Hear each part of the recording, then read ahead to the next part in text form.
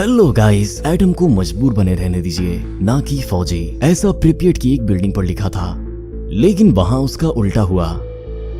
आगे बढ़ते हुए हमें झील के किनारे एक कैफे दिखा। एक्सीडेंट से पहले ये कुछ ऐसा दिखाई देता था। उस वक्त ये जगह नौजवानों को काफी पसंद थी। हादसे के बाद वहां उगे पेड़ों के मेहराब से गुजरते हुए हम अंदर पहुंचे।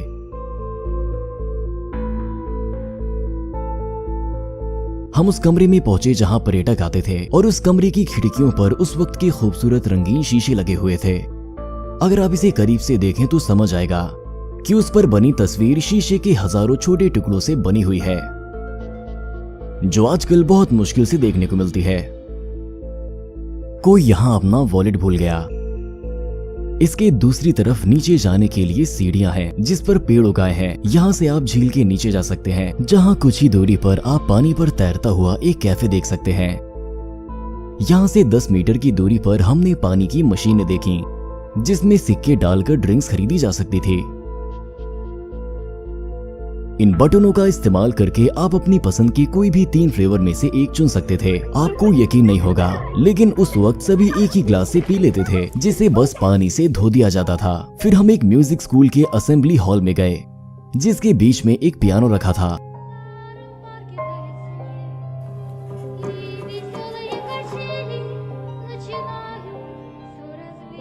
स्कूल के बगल में प्रोमीथियस मूवी थिएटर है। हादसे से पहले ये ऐसा दिखाई देता था। पास ही एक बड़ा सा पेड़ है, जो कंक्रीट और ईंटों के बीच से उगाया है। कुदरत हमें याद दिलाती है कि मालिक कौन है। फिर हम उस इलाके में गए जो चीड़ के पेड़ों से घिरा हुआ था, जहां पर एनर्जेटिक हाउस ऑफ कल्चर था, जिसके पीछे के दरवाजे पर उस वक्त के कई महान शख्सियत के पोस्टर और पोर्ट्रेट थे। बड़े बड़े दरवाजों से गुजरने के बाद हम स्टेज के पीछे पहुंचे।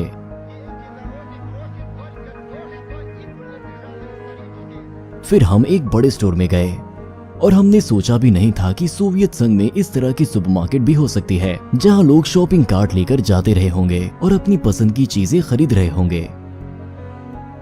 हमारे पास वक्त कम था, इसीलिए वहां से हम रेलवे ट्रैक की तरफ चल दिए, जो एक बहुत ही दिलचस्प जगह थी। रास्ते में हमें एक छोटी सी क्रेन भी दिखाई दी, जो ढेर सारे पेड़ों से ढक गई थी।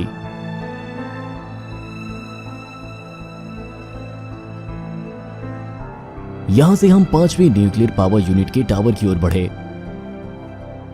दूर से देखने में भी ये बहुत बड़ा लगता है, लेकिन सिर्फ एक बार अंदर जाने पर ही ये कितना बड़ा है आप ये महसूस कर सकेंगे।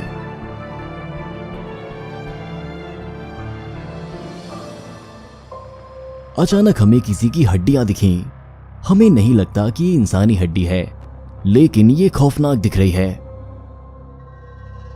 पास ही दीवार पर जो तस्वीर थी, उसे देखकर ऐसा लग रहा था कि वो तबाही का पूरा मंजर देख रही हो। पावर प्लांट से आने वाले गर्म पानी को ठंडा करने के लिए इस कूलिंग टावर को डिजाइन किया गया था। ये बहुत आलीशान दिख रहा है।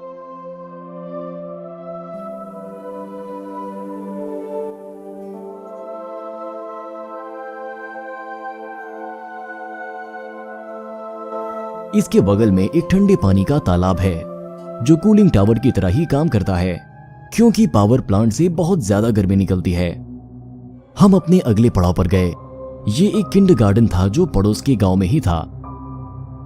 इसके रास्ते में पेड़ उगाए हैं और बच्चों के खिलौने बिखरे हुए हैं।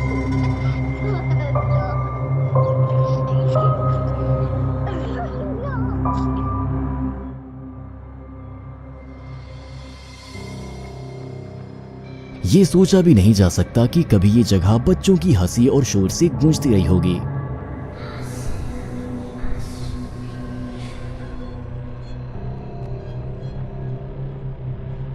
लेकिन अब ये सुनसान है। सिर्फ ढेर सारे खिलौने हैं, जिन्हें अब कोई खेलने वाला नहीं है।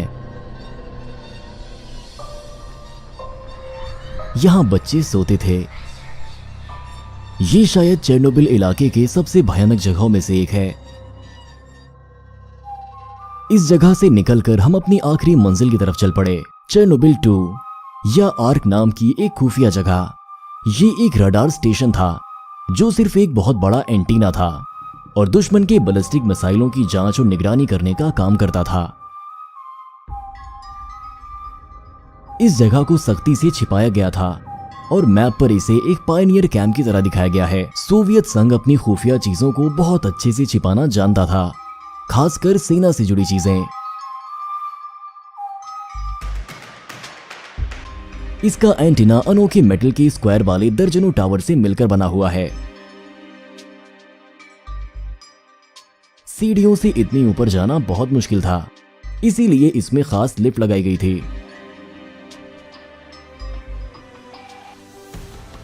इसका एंटीना अपने आप में बहुत बड़ा ढांचा है, जो कूलिंग टावर से भी बहुत बड़ा है। अगर 9 मंजिला घर की ऊंचाई 27 मीटर होती है, तो इस आर्क की 145 मीटर तक है।